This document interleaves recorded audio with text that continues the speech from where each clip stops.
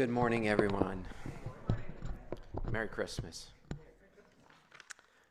I feel a bit emotional this morning for lots of different reasons. It's that time of year for us to just feel grateful. What a beautiful reading, Anne Marie. I loved it. Maurice, thank you for the wonderful meditation and the music. Alora and everyone else joining in. It's always so nice to be here, and particularly it makes my job easier in the aspect of getting me in my heart and preparing for a talk. Although Scott McQuinney would argue that I have very much a lack of preparation for my talks. And I would say my preparation is just to do my best to get my small self out of the way, that something bigger can come through. And that's been my practice for a long time. And certainly today, to me is a special day and what it represents. A couple weeks ago, I think it was 2 weeks ago today, I do my intermittent fasting some, and so a lot of times I eat just one meal. And I ate my meal, and I'm like, I want a little something extra, so I decided I'm just going to have a boiled egg. Well, there's nothing wrong with that plan, except for the boiled egg was expired, and everybody knows eggs are always safe to eat after they expire, right? And my wife was wise enough to say, no way, I don't want one of those. They're expired. And me, because heaven forbid I waste food, I end up having the egg. So the next day, it's spilling out of both ends of my body there. And my body decides it wants to empty out completely. So there was no eating that day or drinking because I couldn't take anything in my body. And then on Tuesday, the second day, I really didn't feel like eating still. And so it was 2 days of fasting. On the third day, I had a bit of stress. Some stress came up, and I found myself in the emergency room with AFib going on in my heart. So I ended up being in there for a day and a half because maybe my stubbornness, my whatever it is, willing to see things in a little different way. But, it truly is nice to at least be able to come back to that space to recognize everything is absolutely unfolding as it needs to. And I knew that was true even being in there.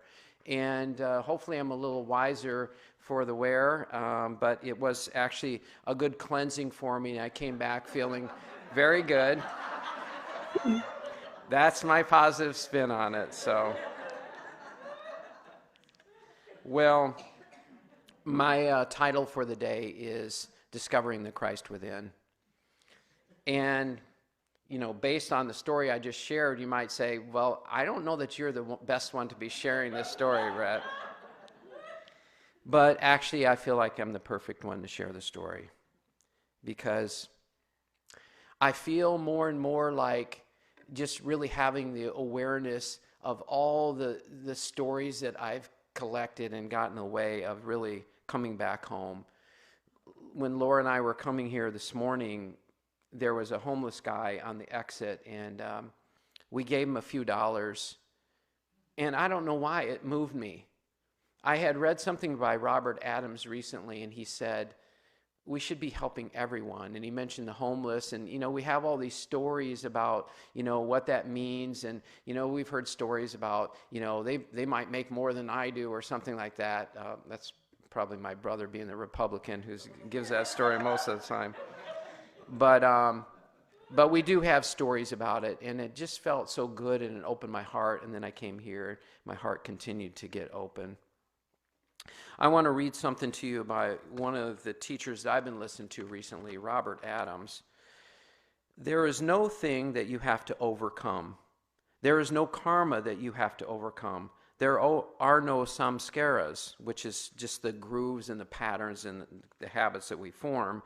You're not a sinner. There's absolutely nothing wrong with you. You're perfect just the way you are. You are the immutable self, self-contained absolute reality. You have always been this, you are always this, and nothing can tarnish this. Just understanding what I'm saying will liberate you, totally. You are perfect right now, this moment, just the way you are. There is absolutely nothing you have to do to become or read or seek. You are that now. All you have to do is accept this. Nothing can change this, no matter what you think, no matter what is going on in your mind, what you may think is wrong with your life, what you may think is right with your life. None of that matters. You are freedom, total joy, total peace, total love. Think of a block of ice. Picture a block of ice. You've all seen a block of ice, and you pour a few grains of sand on the ice. What happens? The ice cleans itself, doesn't it? It washes itself clean of the sand. So it is with consciousness. Consciousness always washes away those things that do not belong to it. The superimpositions, the images, the thoughts, the beliefs are like grains of sand on the ice, always washing itself free from anything that comes upon it. What I'm trying to say to you is you cannot affect consciousness. Nothing you can do can affect consciousness or change it in any way. It is your liberation. It is your freedom. It is you. No matter what your mind tells you, no matter what your mind does to you, no matter how your body appears or what your body is doing, it is a lie. It is not the truth. There is only one truth, and that truth is the absolute reality, what we call God, Satchitananda, pure awareness. That is the one truth, and you are that. It's you.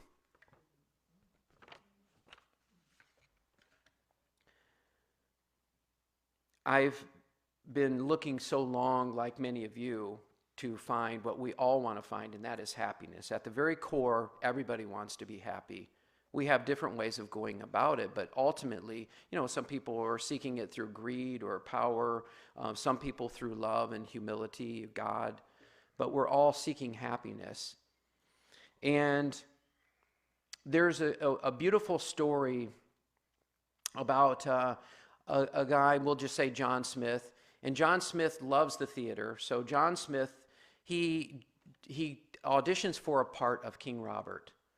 He wins the part, and he ends up playing this part for many, many years, actually. He plays the part that he has 4 children, his kingdom is kind of falling apart, he doesn't have enough money to collect from the peasants to do what he really needs to do. And so he gathers, he does his best to pull the kingdom together. That's his role as King Robert. One day, after a long period of time, a friend of his comes to see him, and he says, "How are you doing?" And he says, "I'm not doing so well." He says, "Why?" And he says, my 4 daughters are all being a problem for me. I can't collect enough money for the kingdom, and my kingdom is falling apart." And he says, "You don't have any problems. Your only problem is that you've believed yourself to be somebody that you're not." We've all been playing this part of King Robert. Please see this. We received this name, Brett or Scott or Vicky. We've all received this name, and we've come up with all these things, and we've said, "This is who I am." But there's something deeper that this wording describes. And so we have to begin to recognize that, playing this role has gotten in the way of the beautiful truth that we already are. You can't, and here's the funny thing is, we're all trying to correct King Robert. And King Robert doesn't exist. There is no King Robert. It's an idea that we've come up with to just that we believe who we are. But it's that idea of playing that role that gets in the way of the truth. Now, when you look at, discovering the Christ within, my teacher would say that there's 3 levels of enlightenment. The first level is called perpetual consciousness. That is when we wake up and we recognize that we are awareness. And so we become aware of everything in the world. We become aware of our role that we were playing, And we still allow the body to do things. We still allow the mind to do things, but we recognize we are not that. And so we're just the witness to that. So perpetual consciousness is staying rooted in the awareness of who we are. The second one is exalted consciousness. That's when we begin to see the higher realms, the higher dimensions of spirit. And the third one, he called unified consciousness, which most people call Christ consciousness. And that is when we recognize our oneness with everything.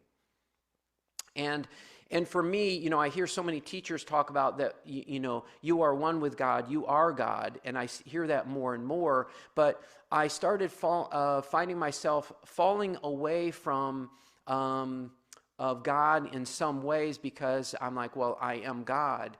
And what Robert Adams was saying, he was saying that until you recognize and step beyond the personal idea of who you believe you are, you need God in your life. Otherwise, there will be great suffering. So we have to use God as a tool and as a way to help us come back home to who we are so that we can begin to see that we are that. But until then, connect with God, align with God, and you'll experience your oneness with God. So something that's really been happening a lot for me lately, I'm just really so grateful for, and that is, and I think I've mentioned it to some degree before, but it's hit me at a whole nother level, and that's this whole idea of the I. Because we talk about that we're not our bodies and we're not our minds, right? We have these conversations in here that we're not that, but here's the thing. Who really fully knows that or realizes that truth? Because here I'll show you how you're still attached to the body and mind. And that is, we say, I am angry and I am frustrated. Who is angry and who is frustrated? Is it you? Because when I'm connected and rooted in the truth of who I am, there is nothing there that's out of sorts. There is peace there, there's joy there, there's love there, there's God there. Everything is there. So when I find myself saying I'm angry or frustrated, immediately I come back and say, thanks for sharing, because I know that's not the truth. And it doesn't mean that anger won't present itself, or frustrations or disappointment or feelings, but we get to be the witness of those. We are not those. So when you hear yourself saying, I am something, it is never, ever the truth. The only thing you can say is simply, I am. I am, meaning I exist. That's all you can say that's the truth with I am. We also do the same thing with the body. We say, I am cold, I am hungry, I am sick, I am unhealthy, I have cancer, I have this, or I have that. That is not the truth. And I invite you to look deeply at that because, I've mentioned this before in the past, but you cannot be the body or mind. Otherwise, when this body dies, you die along with it. And I don't think anybody in here believes that. We come to the point to know that there is absolutely something beyond this life. In fact, we are life. You can't get rid of it. We are that. There's nothing you need to create. And, a lot of times people are going out there trying to create this beautiful life. You see people, building their business and trying to be successful and all these things. That's fine and that's wonderful. But we're here, I think, because we want something more. And that is to recognize that Christ within ourselves, where we are already everything we have been looking for. And there's nothing to create.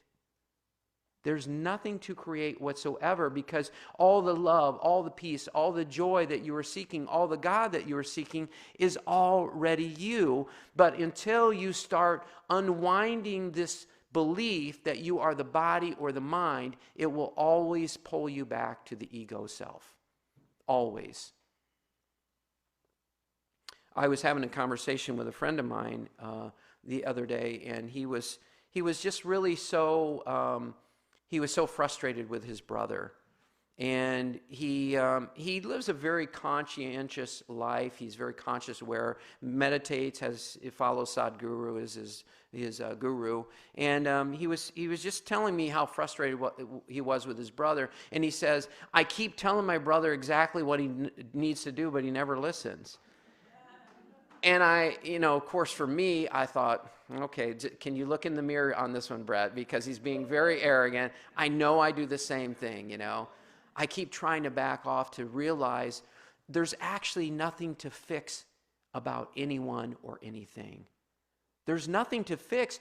The truth of who you are, which was said in this article here, the truth of who you are is already whole and complete. But we're so busy trying to fix the person, right? We're so busy trying to fix a person, and it's okay. It's okay. The idea isn't necessarily to fix the person as much as it is to love and accept them exactly where they're at. I once got a message from Spirit. It came early in the morning, and it just kept coming over and over until I got up and wrote it down. And it said, Jesus did not come here to change the world. He came here to love and accept the world, and through that, the world changed. Please hear those words. He didn't come here to change the world. He came to love and accept it. And because of that, the world changed.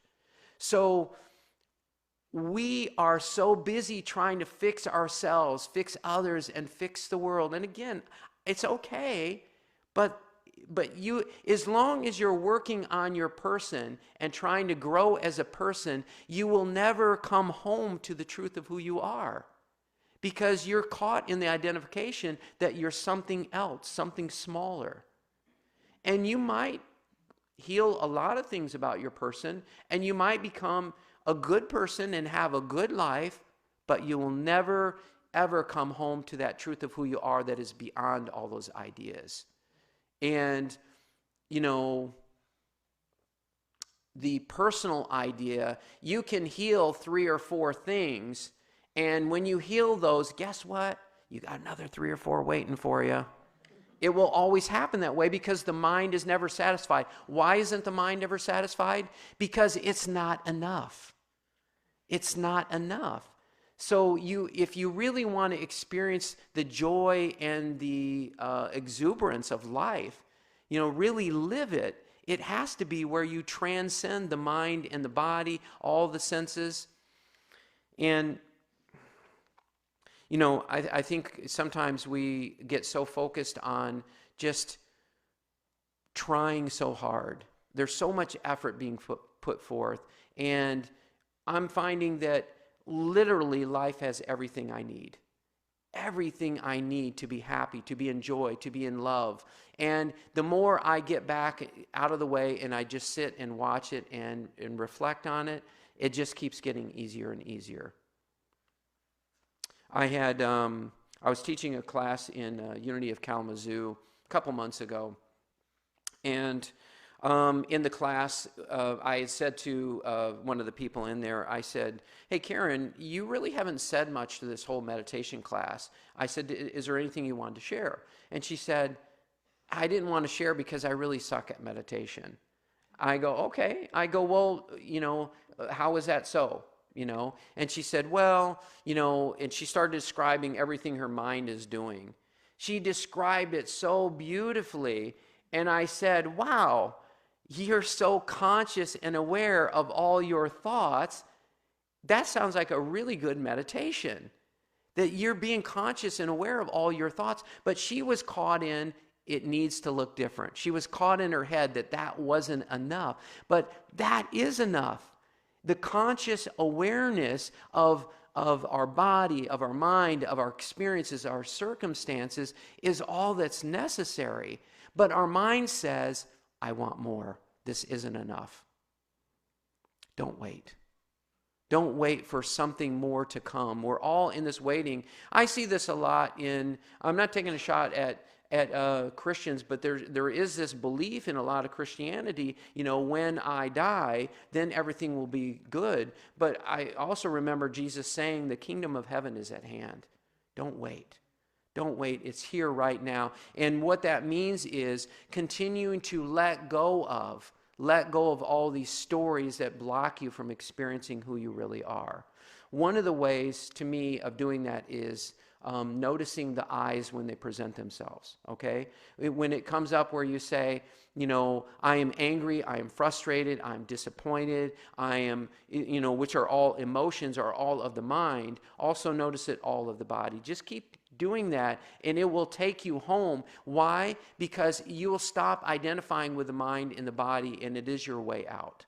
It truly is your way out. And the other thing I would say is,